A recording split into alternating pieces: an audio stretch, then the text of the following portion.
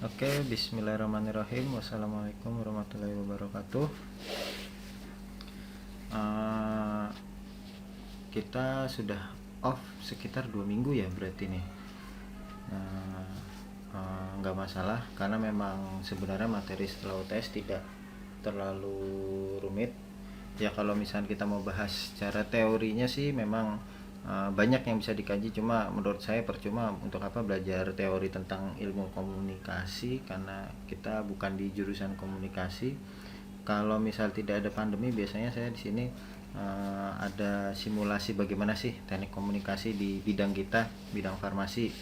Contohnya misalkan pas kita mau swamedikasi, waktu kita PIO, waktu kita anamnesa dan sebagainya. Jadi karena ini hanya sekedar mata kuliah pilihan, ya baiknya kita bahas dari segi prakteknya saja. Tuh.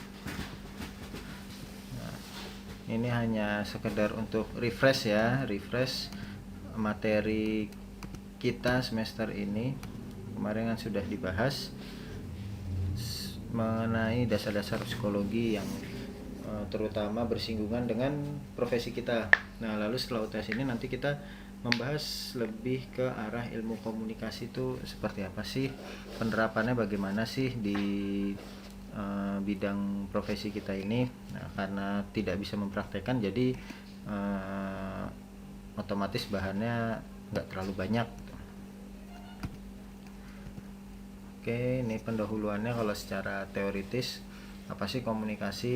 Ya, kalau di sini komunikasi adalah proses penyampaian informasi, gagasan, emosi, keahlian dan lain-lain, baik menggunakan simbol-simbol, kata-kata, gambar, angka dan lain-lain. Jadi intinya komunikasi itu ya suatu proses untuk menyampaikan suatu poin dari dua arah atau lebih gitu. Jadi kalau misalkan orang ngomong sendiri itu tidak bisa dianggap komunikasi. Jadi paling tidak minimal dua orang tuh. Nah, bisa menggunakan banyak caranya. Walaupun seperti ini saya terlihat loh, Bapak ini lagi ngomong sendiri nih. Ya, waktu saya ngomong sendiri itu belum termasuk kategori komunikasi. Tapi ketika teman-teman sudah mendengarkan melalui media ini, melalui alat komunikasi ini lewat YouTube, nah di situ sudah terjadi proses komunikasi. Nah, lalu ilmu komunikasi sendiri itu adalah ilmu yang mempelajari cara-cara berkomunikasi tadi, baik merupakan baik menggunakan alat ataupun tidak. Misalkan langsung kayak kita di kelas gitu kan, terkadang tidak menggunakan alat, ya minimal alatnya ya proyektor, laptop itu kan juga alat gitu kan. Mungkin kalau misalkan saya hanya ngomong aja di depan, ya masuk kuping kanan keluar kuping kiri tuh. Ini untuk pendahuluannya bisa teman-teman cari karena referensinya sangat banyak sekali, karena banyak tokoh-tokoh lain juga yang memiliki terminologi lain terkait komunikasi dan ilmu komunikasi. Namun saya yakin untuk substansinya pasti sama. Nah, apa saja sih unsur-unsur dari komunikasi? Yang pertama, sumbernya atau komunikatornya. Lalu yang kedua, pesannya apa sih? Lalu yang ketiga, media. Nah, lalu dan yang keempat adalah feedback. Nah, nanti kita coba bahas satu persatu. Nah, kalau sumber atau komunikator itu kan tadi bisa dikatakan ya seperti saya ini, saya sumbernya gitu loh. Komunikatornya siapa? Pematerinya itu siapa? Nah, itu harus ada, karena kalau tanpa ada itu maka proses komunikasi tidak akan terjadi. Lalu yang kedua, substansinya apa, pesannya apa. Nah, seperti sekarang ini saya sedang mengkomunikasikan tentang terminologi komunikasi. Nah, ini pesannya apa gitu, harus ada. Medianya apa, baik langsung ataupun tidak langsung. Kalau seperti saat ini kan saya menggunakan media yang tidak langsung, yaitu menggunakan video yang diunggah melalui YouTube tuh. Nah, itu medianya.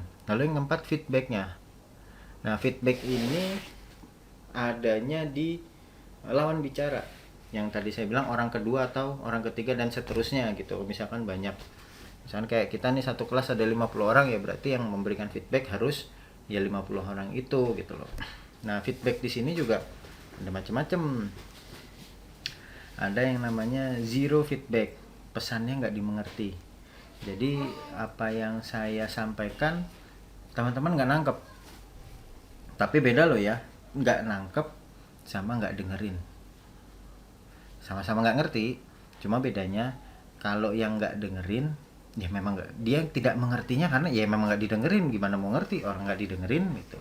Tapi kalau zero feedback ini adalah dia mendengarkan, berusaha memahami, tapi pesannya tidak dimengerti, alias dari sumber atau komunikatornya ini mungkin ada gap dari cara berbicaranya, atau gaya berbicara, teknik komunikasi yang digunakannya itu tidak bisa dicerna atau ditangkap oleh si feedbacknya, si lawan bicaranya. Itu zero feedback. Lalu yang kedua, positif feedback. Positif feedback adalah pesan dapat dimengerti. Nah, ini kebalikannya dari zero feedback ya, kurang lebih seperti itu. Lalu yang ketiga, netral feedback. Respon tidak memihak.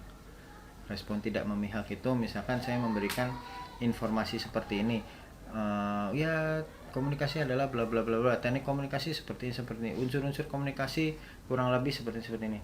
Nah, netral feedback adalah informasi diterima namun tidak menganggap itu suatu kebenaran.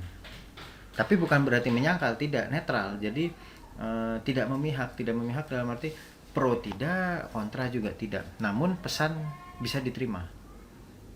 Ya, mungkin biasanya karena informasi yang masih tidak jelas. Misalkan orang yang cerita tentang, waduh semalam gue habis ngelihat kuntilanak, contoh misalkan seperti itu.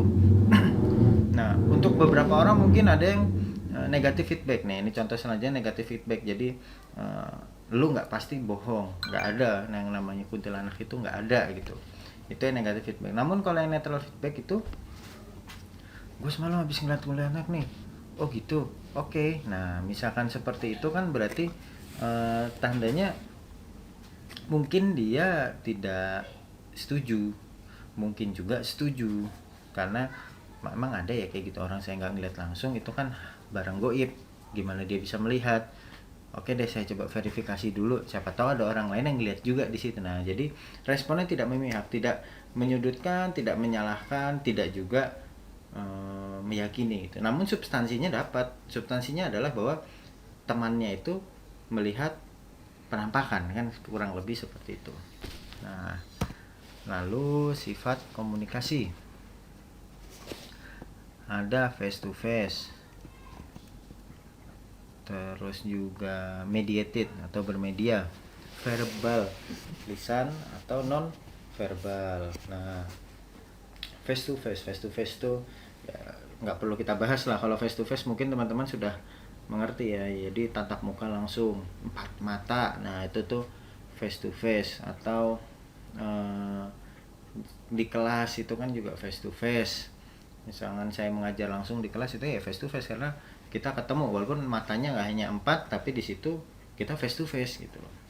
Lalu yang kedua, bermedia. Bermedia itu mungkin bisa lewat leaflet, bisa lewat brosur, bisa lewat media-media lainnya, lewat televisi, lewat apa. Nah, itu bermedia sifat komunikasinya. Lalu yang ketiga, verbal atau lisan. Misalnya lewat telepon, radio, itu kan verbal, hanya lisannya saja. Kita nggak melihat ada pesan tertulis, kita tidak melihat pembicaranya siapa, hanya lisannya aja atau verbalnya yang kita dengar. Lalu yang keempat, non verbal atau bahasa isyarat.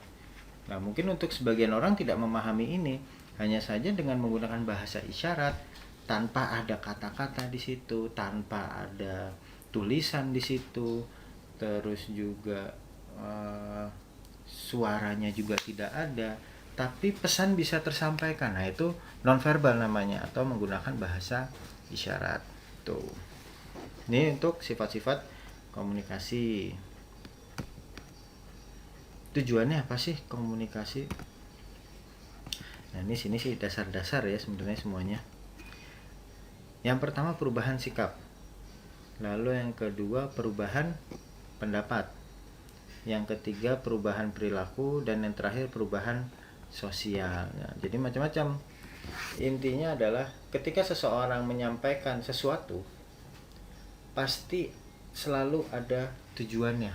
Bahkan seseorang yang berkomunikasinya dengan menggunakan makian, nah kan belakangan ini hal-hal caci maki kan sudah biasa ya. Walaupun yang hanya mengeluarkan satu kata misalnya nah itu pasti akan ada tujuannya. Apa tujuannya? Entah supaya ada perubahan sikap karena kekecewaan dia terhadap orang lain, atau perubahan pendapat. Misalkan saya seperti ini ngajar, memberitahu tentang ilmu komunikasi, tentang ilmu psikologi, yang mungkin tadinya pendapat kalian tentang komunikasi A, setelah saya berikan informasi berbeda bisa jadi berubah jadi B, C, atau D. Nah, itu perubahan pendapat.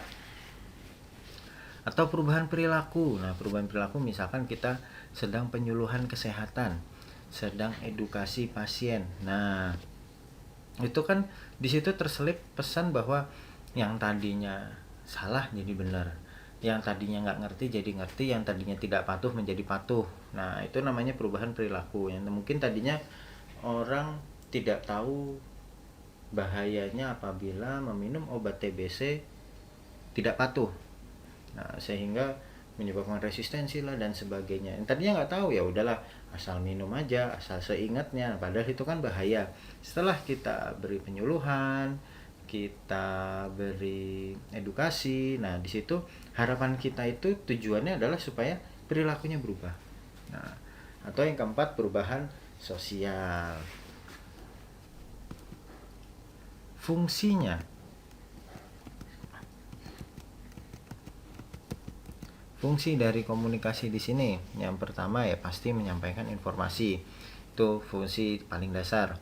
Yang kedua mendidik, yang ketiga menghibur, yang keempat mempengaruhi. Nah, dari sini empat sini mungkin tidak perlu saya jelaskan lebih dalam ya, mungkin sudah cukup jelas komunikasi untuk menyampaikan informasi yang bagaimana sih, komunikasi yang mendidik itu seperti apa sih, komunikasi yang menghibur bagaimana, dan komunikasi yang mempengaruhi bagaimana. Nah, cuma harus dipahami, walaupun komunikasi memiliki tujuan dan fungsinya, belum tentu diterapkan sesuai dengan tujuan dan fungsi. Contoh, tujuannya ingin supaya orang berubah perilakunya, seperti yang tadi sudah kita bahas. Dengan kata lain, fungsi dari komunikasi yang dilakukan adalah untuk mendidik supaya dia yang tadinya minum obat TBC tidak patuh jadi patuh. Tapi caranya misalkan ya, oh ternyata saya mau penyuluhan di daerah kaki Gunung Halimun. Nah, yang di sana mungkin masih banyak lulusan SD, lulusan SMP. Nah, lalu saya bahas tentang resistensi, tentang absorpsi, tentang ekspresi dan sebagainya dengan bahasa farmasi. Benar, bahasanya benar, tidak ada yang salah, informasinya tepat, berdasar jurnal ilmiah, penelitian dan sebagainya. Tapi karena lawan bicara saya lulusan SD, lulusan SMP, otomatis bahasa saya yang sebegitu kerennya tadi itu tidak akan bisa diterima oleh mereka. Zero feedback yang tadi kita bahas sebelumnya ya. Karena apa? Saya tidak bisa menyesuaikan tata bahasa saya, teknik komunikasi saya dengan lawan bicara saya, sehingga yang tadinya tujuannya untuk agar dapat merubah perilaku, yang fungsinya tadi untuk mendidik, jadi tidak berjalan dengan baik sesuai rencana. Itu makanya tujuan sudah tepat, fungsinya sudah oke, tekniknya harus disesuaikan. Itu yang seringkali kurang diperhatikan bagi pemateri, bagi pembicara, bagi pendidik dan sebagainya. Ilmunya bagus, berisi, namun teknik penyampaiannya kurang tepat, ya pasti percuma, sia-sia. Barang bagus tapi nggak nyampe gitu loh. Oke, nah itu sepintas seperti itu ya, teknik komunikasi.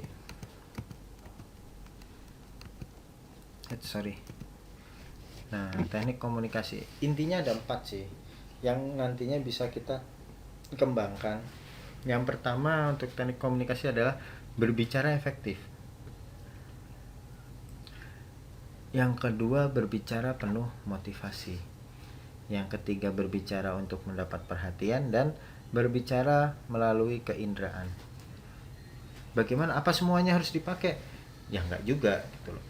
Apa hanya salah satu saja? Bisa kita kombinasi gitu loh. Jadi kita sesuaikan dengan situasi dan kondisi kita berbicara, baik kondisi kita pribadi, kondisi di momennya seperti apa, lawan bicaranya siapa, yang mendengarkan siapa. Nah itu harus disesuaikan gitu. Kalau misalnya tidak, maka akan ada misunderstanding, akan ada zero feedback atau negative feedback bahkan gitu loh.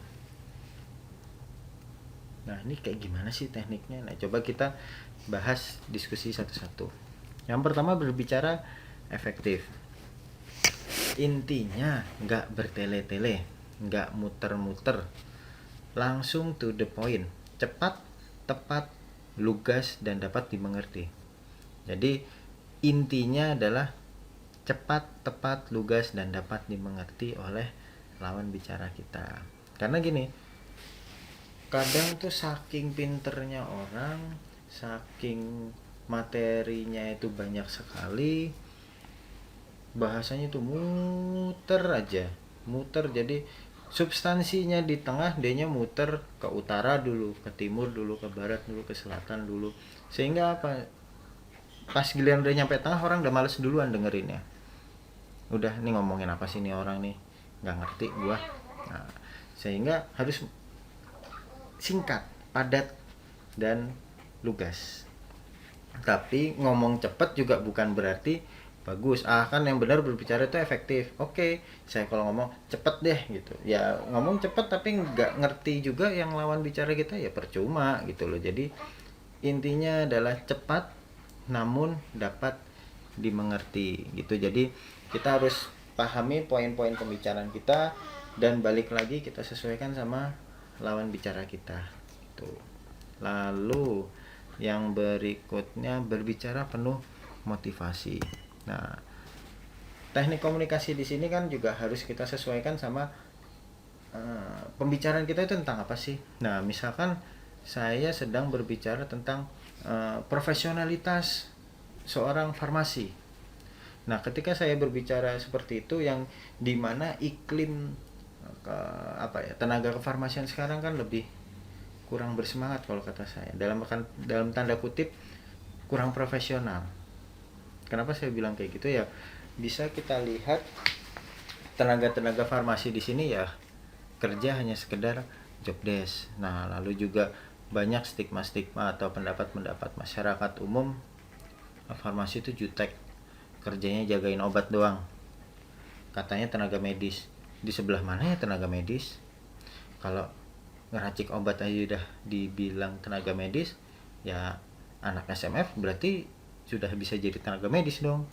Karena kan lulusan SMF sekarang atau SMK farmasi sekarang itu sebagai juru racik. Di mana letak tenaga medisnya? Makanya mungkin bagi teman-teman yang kemarin sedikit kecewa atau marah begitu mendengar apoteker atau farmasi dikeluarkan dari kategori tenaga medis, sama seperti tenaga laundry, binatu, cleaning service, coba dikaji ulang lagi, apakah memang kita sudah menjalankan pelayanan kefarmasian sesuai dengan standar profesi kita itu ya. Nah, balik lagi, ketika saya misalkan ingin menyadarkan teman-teman farmasi, misalnya ada suatu forum gitu, bahwasanya memang farmasi itu perlu menunjukkan profesionalitasnya. Nah, saya kan nggak mungkin berbicara dengan cara yang tadi, berbicara efektif. Ya mungkin ada beberapa poin saya harus menggunakan teknik komunikasi berbicara efektif. Namun inti dari forum tersebut kan menyadarkan, memotivasi.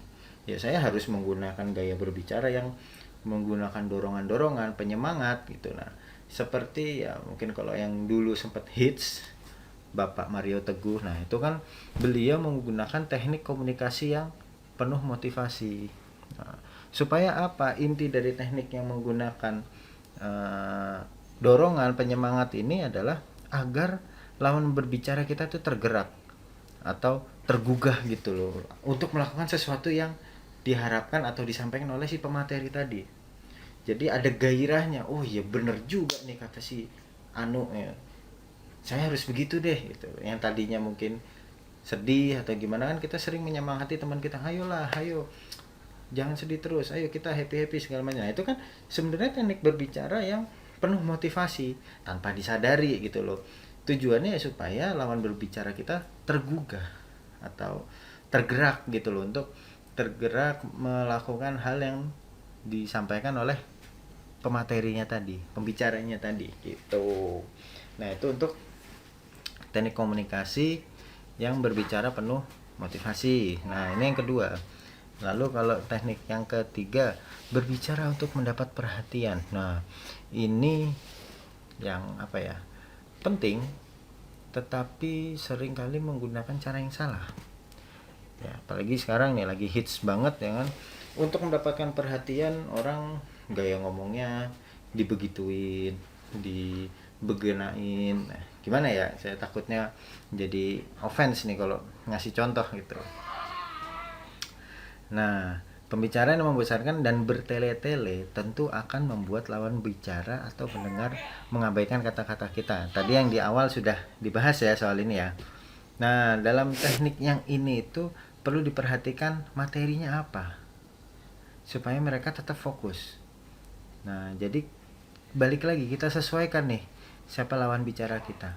Misalkan lawan bicara saya yang tadi saya kasih contoh lulusan SD, SMP, saya mau memberi edukasi. Kalau misalkan saya menggunakan bahasa yang semacam resistensi, absorpsi, ekspresi, lalu onset, durasi, kelihatannya keren bagi dia, tapi bagi yang mendengarkan ini ngomong apa, ngapain gue perhatiin, gak jelas ngomongnya. Nah, coba misalkan disesuaikan sama, oh karena situasinya nih di dusun, lalu audiensnya banyak yang pendidikannya lulusan SD dan SMP, bahasanya dibuat menjadi bahasa awam atau kalau perlu bahasa kampung. Yang penting substansinya nyampe. Mungkin bisa diberikan permisalan atau contoh-contoh yang berkaitan dengan kegiatan sehari-hari mereka. Misalkan orang yang sedang terapi TBC, balik lagi yang tadi sudah saya kasih contoh. Dan ternyata di sana ada pabrik kapas. Nah, ini dikatakan, Ibu, TBC itu kan penyakitnya di paru-paru. Nah, lamun kapas itu kan halus Bu benangnya, gampang masuk lewat hidung, lewat mulut. Nah, misalkan Ibu lagi pengobatan TBC masih kerja di pabrik produksi kapas mah, atau jadi makin berat ntar TBC-nya. Nah, itu salah satu contoh. Dalam arti intinya kita adalah menyadarkan dia bahwa tolong hindarin alergen-alergen atau hal-hal yang dapat memperburuk kondisi paru-parunya dia. Kan kita nggak mungkin menyebutkan dengan bahasa yang berat-berat gitu loh. Sambungin aja ke kegiatan sehari-hari mereka. Untuk apa? Untuk dapat mendapat perhatian mereka. Begitu dia tertarik atau bisa menganggap kita ini, wah nih orang nih empati nih sama saya, peduli sama kehidupan sehari-hari saya, otomatis dia akan memperhatikan kita. Baru setelah itu kita masuk materi intinya, cuma tetap disesuaikan ya bahasanya dengan audiensnya. Nah, biasanya terkadang untuk mendapatkan perhatian ini caranya suka aneh-aneh kalau sekarang. Ya kayak belakangan ini kan lagi rame tuh gara-gara gaya ngomongnya yang sombong mungkin, terus juga uniknya kesulitan menyebut satu huruf itu, terus juga dengan gaya soknya menarik perhatian orang. Orang banyak sekali yang menghujat, banyak sekali yang ngasih komentar negatif, komennya dibanjiri oleh orang-orang. Loh, jangan salah, jangan-jangan itu adalah teknik komunikasi dia agar diperhatikan sama orang. Dia tidak peduli mungkin mau diperhatiinnya dalam konotasi negatif atau positif, ya kan? Nah, jadi walaupun dia diperhatikannya dalam konotasi negatif, dihujat, diomeli, dimaki-maki, caci maki, justru itu yang dia cari karena dia ingin diperhatikan. Cuma caranya seperti itu. Nah, makanya untuk orang-orang yang model seperti itu, hukuman paling tepat adalah cuekin aja, nggak usah dianggap. Gitu. Nah, berarti secara tidak langsung si perempuan muda itu sukses menerapkan teknik komunikasinya untuk mendapat perhatian. Lalu berbicara melalui keinderaan. Nah, ini yang sebenarnya teknik komunikasi yang tadi kita ceritain tuh mau saya praktekkan seandainya tidak pandemi nih di kelas gitu loh. Jadi saya mau ngasih case-case, kasih kasus, siapa pematerinya, siapa lawan bicaranya. Nah, untuk mempraktekkan 4 hal ini gitu. Berbicara melalui keinderaan ini adalah salah satu poin penting menurut saya yang bisa dijadikan kombinasi dari teknik-teknik lainnya. Karena gini, terkadang kita pemilihan katanya sudah tepat, terus intonasinya sudah tepat, terus audiensnya juga tertarik mendengarkan omongan kita. Namun muka kita apa? Flat, datar. Nah, begitu seperti itu tuh akan aneh terlihatnya. Ada beda orang berbicara dengan ekspresi dengan tidak. Boleh dipraktekkan. Nah, ini sebenarnya lebih enak dipraktekkan gitu. Jadi beda. Kita ngomong dengan sambil tersenyum. Nah, ini karena saya sudah riset dan saya terapkan di bisnis saya gini. Karena akan berbeda rasanya kita mendengarkan orang berbicara. Walaupun kata-katanya sama. Orang tersebut berbicara biasa saja sama orang tersebut berbicara sambil senyum. Nah, mungkin yang baru mendengar ini agak aneh nih. Emang bisa apa berbicara sambil senyum? Bisa. Saya sudah mempraktekkan kurang lebih hampir 2 tahun di dalam bisnis saya. Saya mewajibkan karyawan saya untuk bisa melakukan hal tersebut, berbicara sambil senyum. Karena saya melihat langsung apa sih bedanya gitu loh. Ternyata akan beda banget gitu. Saya belajar itu dari bank. Nah, karena kebetulan bisnis saya menabungkan uang saya di beberapa bank. Nah, ketika saya pribadi ceritanya tuh mau nyetor duit gitu ya, mau nabung buat kegiatan bisnis saya. Ketika saya ke bank A, ya biasa saja, ketemu security, ketemu pegawai di dalam, teller, tidak ada yang salah, biasa saja. Selesai. Lalu saya ke bank B, saya masuk, dari tukang parkirnya sudah dikasih senyum saya. Mau nyetor pak? Oh iya, mang gitu. Ya mangga gitu. Lalu saya sampai di pintu, dibukakan pintu sambil disenyumin. Ya pak, bisa dibantu. Itu satpam pun berbicara sambil senyum. Ya di yang bank A tadi pun saya juga dibukakan pintu oleh satpam. Cuma satpamnya ya sudah, SOP-nya bukain pintu, selesai gitu loh. Cuma kalau ini ketika sambil dibukakan pintu saya disapa dengan ramah, dengan senyum. Oke. Saya pun ke teller. Sama. Teller selalu berbicara dengan saya, menanyakan saya itu dengan sambil tersenyum. Walaupun kurang lebih kata-kata dan yang ditanyakan, yang disampaikan itu sama 90% dengan bank A tadi. Namun ketika saya merasa dilayani dengan senyum itu sangat jauh sekali bedanya rasanya. Kepuasan saya sebagai pelanggan itu sangat berbeda jauh gitu dibandingkan di bank yang A tadi gitu. Nah, di situ kan bisa saya simpulkan, oh ternyata ekspresi ini sangat mempengaruhi loh. Walaupun kan padahal ekspresi tidak mengkomunikasikan apa-apa. Kesana setelah saya telah ternyata ekspresi itu punya makna lain dalam komunikasinya. Ada pesan seolah-olah saya ini siap melayani Anda. Saya ini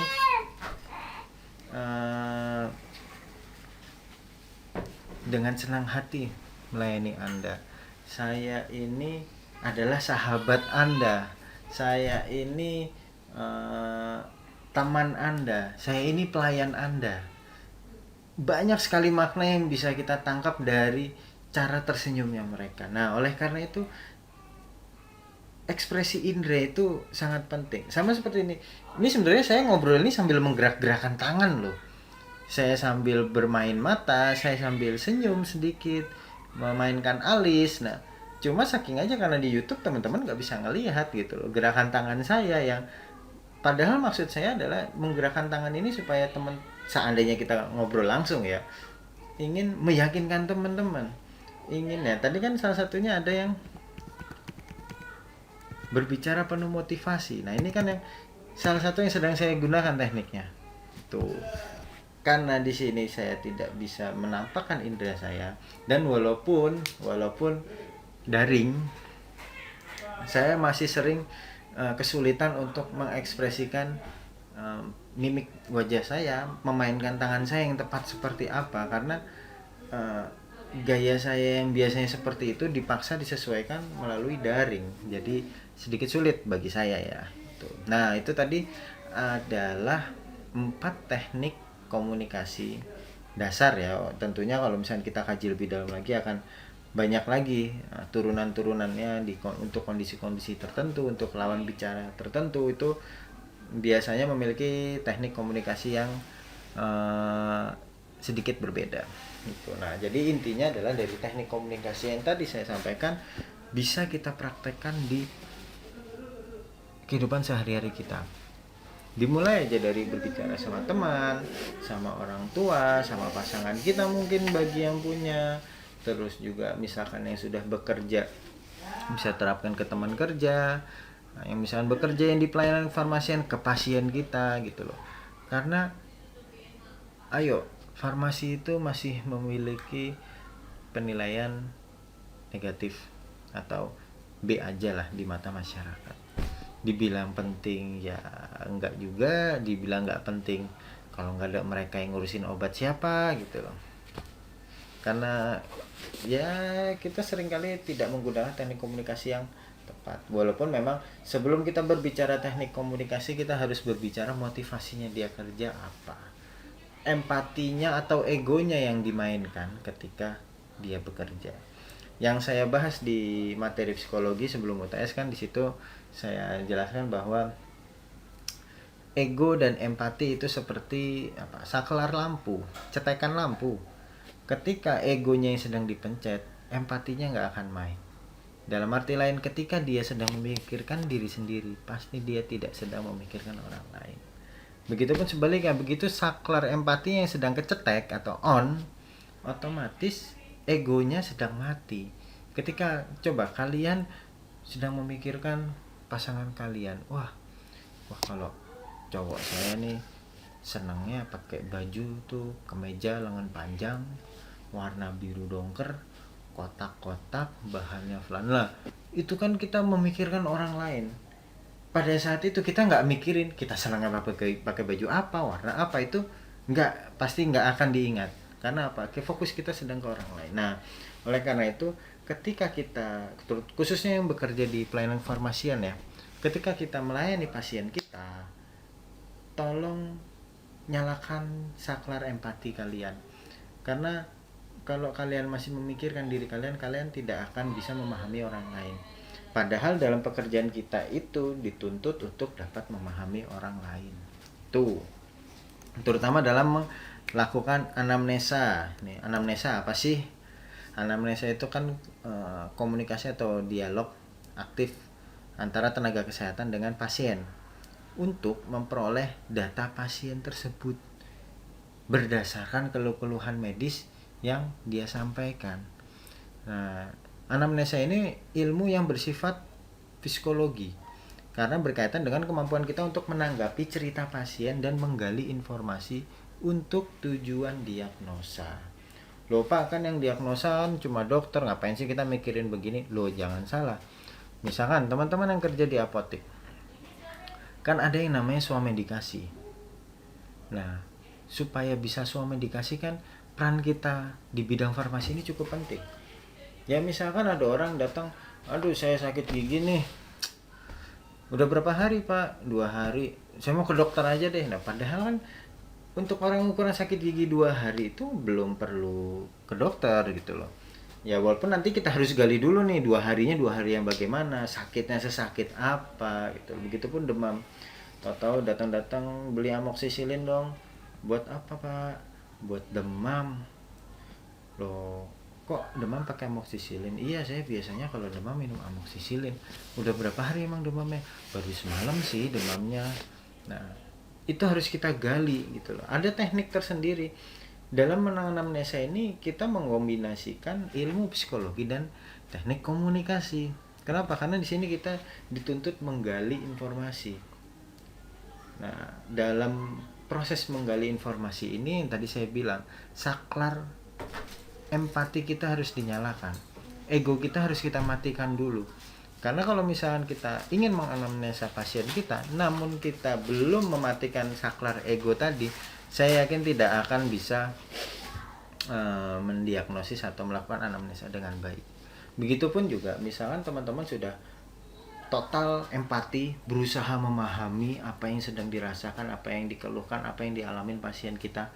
Namun teknik komunikasinya nggak tepat, sehingga apa, informasi yang kita dapat tidak lengkap, tidak akurat. Nah, karena terkadang kan banyak pasien-pasien kita itu memiliki keterbatasan pengetahuan tentang kesehatan, keterbatasan pengetahuan bahasa medis, keterbatasan pengetahuan tentang gejala-gejala klinis. Nah, sehingga ya kita harus sedikit ngimbangin mereka. Kita gunakan teknik komunikasi yang sesuai dengan mereka agar apa? Jawaban mereka itu sesuai dengan yang kita harapkan. Dia tahu apa yang kita tanya dan dia bisa menjawab sesuai dengan apa yang sedang kita cari. Walaupun dengan bahasanya yang ya sesuai dengan pemahamannya gitu loh. Baik, bahkan orang seawam apapun bisa kita gali. Misalkan teknik komunikasi kita baik. Jadi kuncinya dua dalam melakukan anamnesa itu. Yang paling utama adalah tolong dinyalakan saklar empatinya. Buang jauh-jauh ego. Buang jauh-jauh. Kadang ada orang yang pasien datang dengan kondisi yang sok tahu. Nah itu pasti yang pernah kerja di pelayanan sering banget tuh ketemu yang pasien yang merasa ngerti tentang medis. Ya mungkin ngerti sebagian kecil informasinya, sebagian besar juga sok ngerti, namun yakin sekali dengan informasi yang dia punya. Nah ketika bertemu dengan pasien seperti itu, misalkan kita muncul ego, nih orang udah dikasih tahu ngotot sok tahu lagi. Nah itu berarti kita emosi dalam arti orang ini tidak sesuai dengan harapan kita, berarti ego kita yang sedang main. Coba tolong egonya di off kan dulu, on kan empatinya. Oh ya kan namanya juga dia orang awam, nggak terlalu paham medis, dan mungkin informasi yang dapat itu dia yakin kebenarannya walaupun mungkin agak kurang lengkap. Ya wajar lah, namanya juga bukan tenaga medis, merasa yakin sama informasi yang terbatas itu ya lumrah. Coba saya luruskan gitu loh. Ya karena tipenya dia tipe orang ilmiah, ya saya jelaskan secara ilmiah gitu. Nah itu empati namanya. Orang ngeselin apapun, kalau kita empati tidak akan muncul emosi sedikit pun dalam diri kita. Karena saya yakin memang dituntut pendewasaan atau jiwa yang dewasa dalam menjalankan tugas sebagai tenaga kesehatan. Sangat perlu pendewasaan jiwa. Nah, ciri-ciri salah satu atau salah dua atau salah tiga ciri-ciri dari orang yang dewasanya jiwanya dewasa itu yang jelas dirinya tidak lagi dicengkram oleh emosi, tidak dikuasai lagi oleh ambisi, tidak lagi diselimuti oleh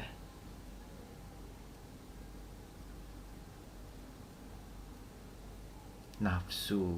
Nah itu ciri-ciri orang yang jiwanya dewasa. Jadi sebesar apapun masalah yang datang, walaupun sangat amat mengesalkan dirinya, orang yang dewasa tidak akan dicengkram oleh emosi, tidak akan terpancing emosinya. Jadi coba lihat sekitar, misalkan ada sesuatu yang luar biasa ngeselinnya, kalau dia masih kepancing emosinya dengan apapun alasannya yang dia anggap benar, membenarkan emosinya, tandanya jiwanya belum dewasa. Berapapun umurnya, mau kepala 3, mau kepala 4, kepala 5, kepala 6, bahkan kepala 9 umurnya, kalau emosinya masih kepancing dengan masalah-masalah yang menurut dia luar biasa, itu berarti belum dewasa. Nah, sehingga makanya saya bilang tenaga kesehatan itu luar biasa, karena sangat macam-macam jenis pasien-pasien kita yang bisa memancing emosi kita, namun kita dituntut berjiwa dewasa. Karena apa? Di situ ada sesuatu yang harus kita gali, di situ ada sesuatu yang harus kita temui, yang ujungnya harus kita bantu sesuai dengan bidang kita. Nah, dalam melakukan anamnesa, tenaga kesehatan wajib menguasai ilmu teori atau ilmu pengetahuan tentang kesehatan, khususnya terkait keluhan pasien. Jadi, misalkan kita tidak tahu apa yang terjadi dengan pasien kita, tolong jangan mengada-ada. Jangan memaksakan diri melakukan anamnesa. Misalkan, saya sering kok menganamnesa pasien saya, dan ternyata dari keluhan-keluhannya itu makin saya gali semakin dalam, dan ternyata mentoknya dalam arti nggak hanya saya nggak ngerti, mungkin saya mengerti tapi di situ bukan wilayah saya. Misalkan dengan keluhan tertentu diperlukan cek lab terlebih dahulu, misalkan kayak seperti waktu teman saya pernah ada yang ini kan sedang kondisi pandemi, konsultasi dengan saya lewat telepon dan WhatsApp, dengan kondisinya kok sesak napas, demam, terus juga nggak enak badan. Jangan-jangan gue COVID kali ya? Ya belum tentu gitu loh ya. Terus saya gali dengan begini nggak, begitu nggak, nyium aroma masih bisa nggak? Masih kok dikit, tapi lidah gue agak mati rasa nih. Nah, lalu besok pagi dia ngabarin, ini sekarang gue nggak bisa nyium apa-apa, minyak kayu putih nggak bisa kecium, sampo juga nggak ada wanginya sama sekali, padahal semalam masih bisa nyium. Nah, di situ saya langsung, ini dari gejala-gejalanya sih hampir bisa dipastikan COVID. Cuma kan di situ posisinya saya tidak bisa mengatakan, lu COVID, nggak mungkin dong. Ada batas keilmuan saya di situ. Karena apa? Untuk memastikan seseorang itu positif COVID atau enggak kan ada tesnya, baik rapid test pendahuluannya langsung lewat swab PCR. Nah, itu kan ya otomatis saya sarankan gitu. Enggak, itu belum tentu COVID. Tenang aja ya kan. Orang pilek juga lagi begitu nih, orang lagi pancaroba kok. Udah kalau emang penasaran, cek aja dulu coba rapid kok enggak swab. Gue langsung swab aja. Ya udah, langsung swab coba. Jadi walaupun saya punya dugaan ke arah situ, tapi itu bukan wilayah saya, ya saya tidak boleh memaksakan diri, karena harus menguasai dulu teori dan ilmunya gitu loh. Nah, cara-cara anamnesa ada 2. Nah, saya umpetin dulu yang satu. Yang pertama, auto anamnesa. Nah, dilakukan secara langsung ke pasiennya. Nah, kayak tadi yang saya ceritain itu, walaupun mungkin nggak melalui face to face, melalui media, telepon atau WhatsApp, itu namanya auto anamnesa, di mana dilakukan secara langsung ke pasiennya, ke teman saya tadi ini. Jadi pasiennya langsung nih yang ngejawab nih pertanyaan-pertanyaannya nih, sama nyeritain kondisi-kondisinya. Nah, yang kedua, alo anamnesa ya sebaliknya, dilakukan oleh orang lain. Maksudnya kayak gimana sih? Ya intinya bukan pasien. Nah, di saat yang bersamaan yang tadi saya ceritain nih, teman saya yang akhirnya ternyata positif COVID, di situ dia pun mengkonsultasikan tentang orang tua dan suaminya. wah kalau suami gue begini begini begini, anak gue juga nih gini gini gini, nyokap gue juga begini. Nah itu tuh namanya aloanamnesa.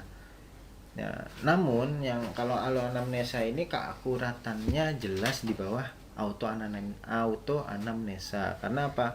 Kita tidak mendapatkan informasi langsung dari si pasien, sehingga ya oke lah kalau misalkan yang memberikan informasi ini orang yang memang berpendidikan, berilmu, kurang lebih mengerti. Nah, bisa kita andalkan aloanamnesa ini. Tapi kalau misalnya ternyata yang memberikan informasinya ternyata meragukan atau kompetensinya kurang, menceritakan rasanya juga kurang, ya kan, misalkan Pak saya mau minta obat anti nyeri dong buat ibu saya sakit gigi udah 4 hari. Oke, 4 hari sakitnya kayak gimana? Ya pokoknya sakit banget deh, saya ngeliatnya sampai kesakitannya. Kan saya tidak bisa ngukur yang dia bilang sakit banget itu seperti apa. Tapi kalau misalkan saya tanyakan ke pasiennya langsung, mungkin dia bisa mendeskripsikan, mengekspresikan sakitnya itu kayak gimana gitu loh. Sehingga saya bisa menyarankan obat yang menurut saya bisa mengatasi level sakitnya itu. Nah itu ya. Jadi ada 2 cara anamnesa, auto anamnesa dan alo anamnesa. Yang satu langsung ke pasiennya, yang satu melalui mediator lainnya atau orang lain yang dianggap memahami atau mengetahui kondisi si pasien. Tuh. Oke, selesai materi kita minggu ini. Nah, terima kasih untuk waktu dan kuotanya. Misalkan ada yang ingin ditanyakan bisa langsung di WhatsApp atau email, atau bisa kita diskusikan minggu depan, karena minggu depan kita kuliah daring. Oke, saya akhiri kuliah sesi ini. Terima kasih. Wassalamualaikum warahmatullahi wabarakatuh.